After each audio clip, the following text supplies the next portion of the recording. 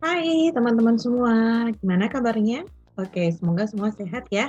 Pada kesempatan kali ini kita akan belajar mengenai inventory sebagai salah satu instrumen untuk mengukur atau mengetahui mengenai kepribadian seorang. Baik, kita akan cermati apa saja itu. Oke, yang pertama adalah kita perlu mengetahui mengenai model instrumen. Model dari inventory-nya itu seperti apa. Ada yang bentuk pertanyaannya itu adalah true or false, ya, yang dimana test taker di sini diminta untuk memilih jawaban itu. Kemudian ada like and dislike, kemudian ada forced choice, artinya pilihan ganda yang dia memang harus diminta untuk memilih dari entah 2, 3, atau berapa jawaban yang tersedia di situ. Kemudian dalam pengembangannya, inventory ini menggunakan pendekatan teori yang relevan, begitu. Kemudian ada yang menggunakan analisis faktor dan kemudian ada yang berdasarkan kriteria kunci. Nah, berikutnya aspek apa yang ditangkap atau di-assess, ya, didiagnosis melalui instrumen ini yang berupa inventory, itu ada yang kepribadian secara utuh, kemudian bisa juga berupa aspek tertentu dari kepribadian itu, misalnya minat, value, dan lain sebagainya. Baik, kita akan lanjutkan dengan inventory yang terkait dengan teori ya. Tadi ada yang berkaitan dengan teori yaitu dari Edward, Personal Preference Schedule atau PPS. Ada juga PRF, Personality Research Form. Yang keduanya ini berdasarkan dari teori kepribadian Murray. Kemudian MBTI atau Myers-Briggs Type Indicator yang didasarkan pada teori Jung. Kemudian yang lain lagi ada Jenkins, Activity Survey, State Rate, Anxiety Inventory. Nah, barangkali ini tidak terlalu familiar ya, tidak banyak digunakan di Indonesia. Nah, dan selain itu juga ada alat-alat tes lainnya yang dikembangkan di dunia ini.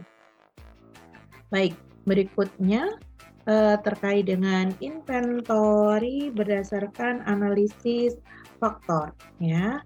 Analisis faktor ada 16BF, 16 Personality Factor Questionnaire, ya. Kemudian ada Eysenck Personality Questionnaire, Cambrai Personality Scale, kemudian NEO Personality Inventory Revised. Nah, ini banyak sekali macamnya, teman-teman. Tentu saya tidak akan menjelaskan satu persatu karena untuk bisa menguasai alat ini dibutuhkan pelatihan, dibutuhkan sertifikasi yang sifatnya lebih khusus lagi untuk mempelajari alat tersebut beserta dengan metode scoringnya dan juga metode pelaporan hasilnya. Jadi teman-teman apabila tertarik silahkan coba googling artikel-artikel atau riset jurnal yang telah dipublikasikan yang berkaitan dengan alat-alat ini. Dan jika memungkinkan ada kesempatan untuk belajar mengikuti pelatihan-pelatihannya, tentu akan sangat menguntungkan bagi teman-teman meningkatkan skill kalian dalam bidang asesmen psikologi. Berikutnya adalah inventory dengan pendekatan kunci kriteria atau criterion, ya. Ada MMPI, kemudian ada MCMI atau Milan Clinical Multi-Axial Inventory, ada Personality Inventory for Children.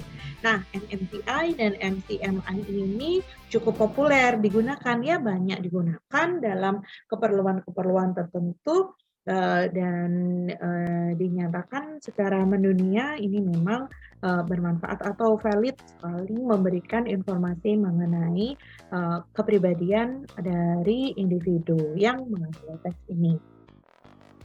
Berikutnya adalah assessment yang berkaitan dengan minat, interest, atau work values. Nah, di sini ada Strong Interest Inventory, ada Jackson Vocational Interest Survey.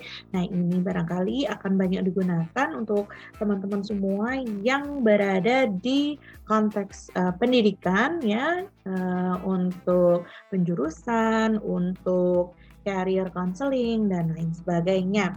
Ada KUDER, General Interest Survey, Vocational Preference Inventory, Self-Direct Search, Campbell Interest, and Skill Survey. Nah, dari nama-namanya aja kita bisa sekilas menebak bahwa ini memang digunakan untuk mengetahui minat seseorang terhadap bidang-bidang tertentu yang barangkali akan sangat bermanfaat dalam penentuan jurusan tadi atau pemilihan bidang pekerjaan. Kemudian ini yang berkaitan dengan work values, ya ada career and work values assessment. Nah ini banyak digunakan di konteks organisasi dan industri di perusahaan misalnya untuk mencari kandidat karyawan yang sesuai dengan value dari perusahaan tersebut gitu ya. Ada Minnesota Importance Questionnaire, Work Values Inventory, Assessment of Career Development ya. Selain untuk rekrut juga untuk pengembangan karyawan, untuk penempatan ya, melihat di mana karyawan ini akan mendapatkan posisi yang tepat sesuai dengan karakter kepribadiannya. Kemudian ada Integrative Model of Career Assessment. Di situ contohnya ada Ability Patterns in Career Assessment. Nah ini more or less juga banyak digunakan di ranah pengembangan pribadi di dalam perusahaan. Kemudian kita lanjutkan mengenai values ya. Values in moral, spiritual, and religious development.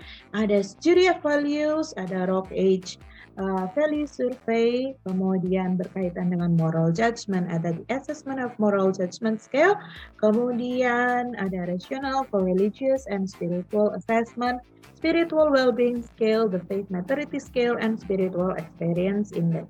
Nah, assessment ini selain banyak digunakan untuk penelitian, dapat juga digunakan dalam assessment khusus, misalnya berkaitan dengan pembinaan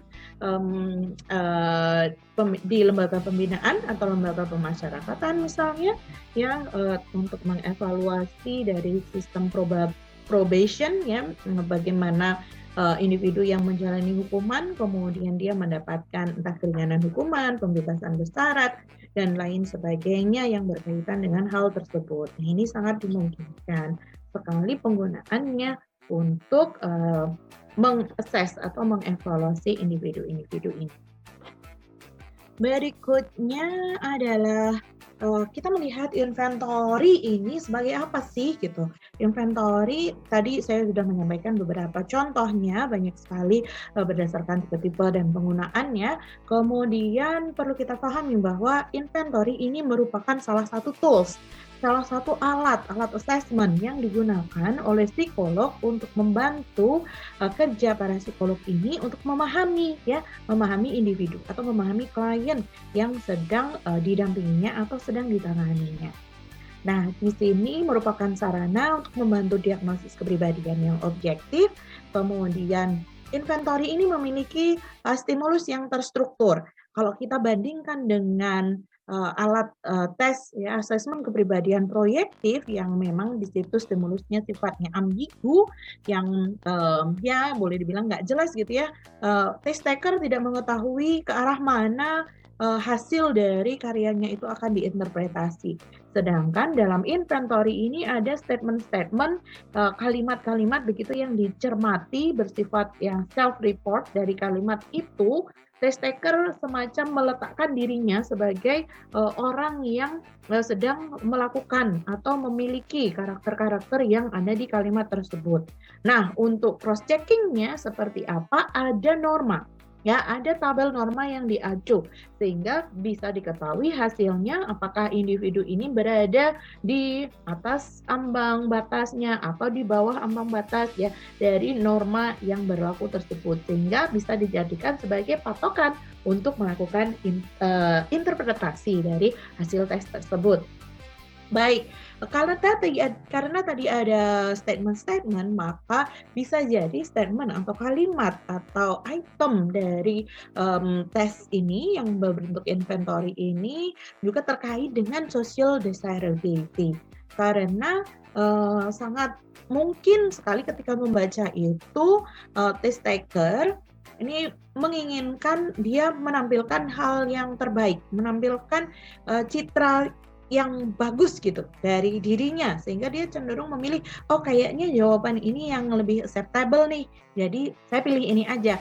Padahal sebenarnya itu adalah upaya manipulatif yang ingin dia tunjukkan sebagai bentuk pembuktian bahwa dia adalah orang yang bagus gitu ya, baik, yang diterima oleh masyarakat.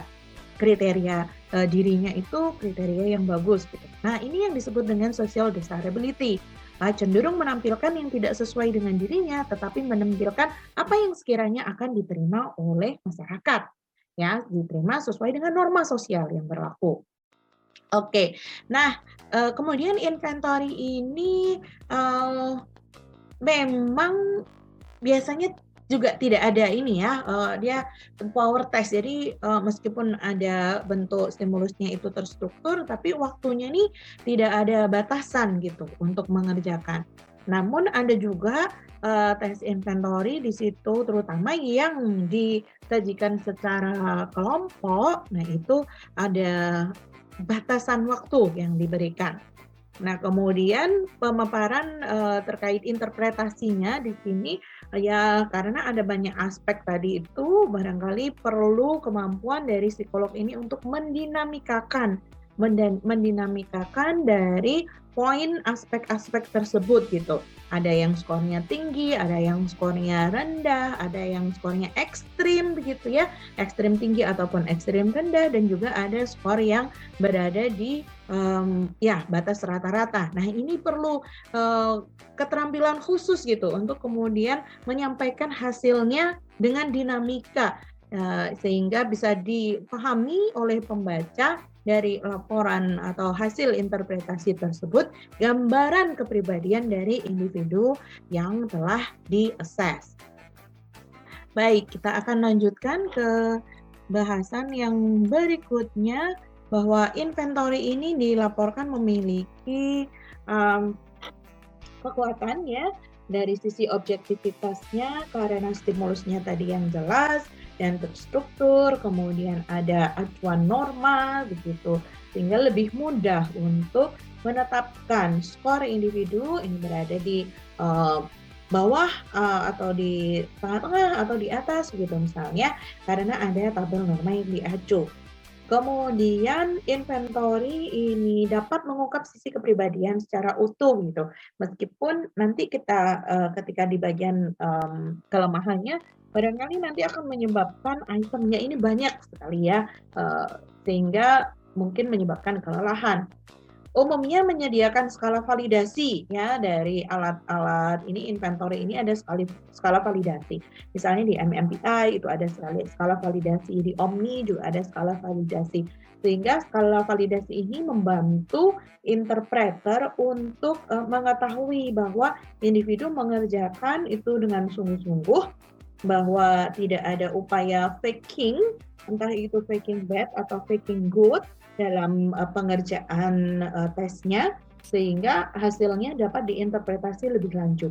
Jika individu ini tidak lolos pada skala validasi, nah ini tadi, sehingga datanya tidak bisa diolah lebih lanjut karena dianggap tidak valid gitu, tidak bersungguh-sungguh mengerjakan, faking atau asal ya, asal-asalan saja begitu, atau bisa juga tidak utuh dalam mengerjakannya sehingga tidak bisa diinterpretasi lebih lanjut. Nah, skala validasi ini juga membantu untuk mengurangi bias-bias yang terjadi akibat adanya social desirability tadi. Baik, kita akan lanjutkan. Berikutnya adalah dari sisi kelemahannya nih. Oke, tadi saya udah menyampaikan bahwa karena ada banyak sekali aspek-aspeknya, bisa jadi nih, jadi berkembang banyak sekali item. Oke, saya pindah dulu ke tengah nih. Nah, banyak sekali item sehingga membosankan, lelah membaca kalimat yang banyak nggak selesai-selesai. Nah, pada saat itu diuji banget nih bagaimana ketangguhan dari test taker atau individu yang mengerjakan untuk tetap fokus sehingga dia di bagian skala validasinya itu tetap lolos juga gitu. Nah, dengan demikian kalau termotivasi tinggi mengerjakan dan menyelesaikan semuanya dan skala validasinya oke, nah itu kemudian akan menguatkan bahwa hasil dari inventory ini semakin valid. Kemudian tadi, kelemahannya sebenarnya tidak ada batasan waktu dalam menyelesaikan tugas. Nah, ini tentunya ada pengaruh juga ketika dalam setting, misalnya proses rekrutmen yang di situ, klasikal ya, ada banyak orang berkelompok begitu. Nah, ada urutan-urutan tes yang disajikan, sehingga kalau misalnya ini tetap mengacu kepada power test, maka ya untuk schedule berikutnya, eee ini timeline-nya bisa berubah gitu.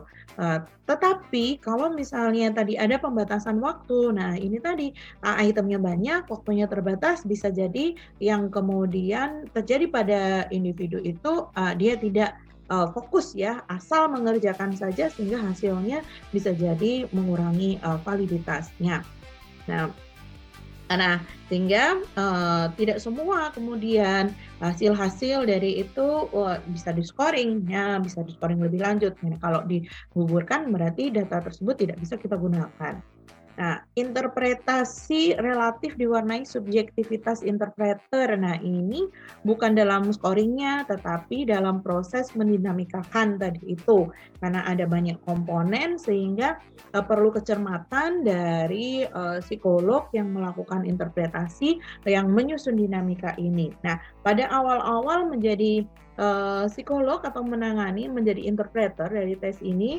Nah, di situ perlu adanya interpreter gitu ya. Jadi setelah menuliskan kemudian didiskusikan dengan rekan sejawat, apakah pemahaman terhadap dinamika ini more or less memiliki kesamaan gitu. Jadi di situ ada reliabilitas gitu yang terjaga bahwa oke, ya kita sepakat ada yang tertinggi adalah ini, dinamika bahwa ini disebabkan oleh ini, menyebabkan oleh ini gitu dan lain sebagainya.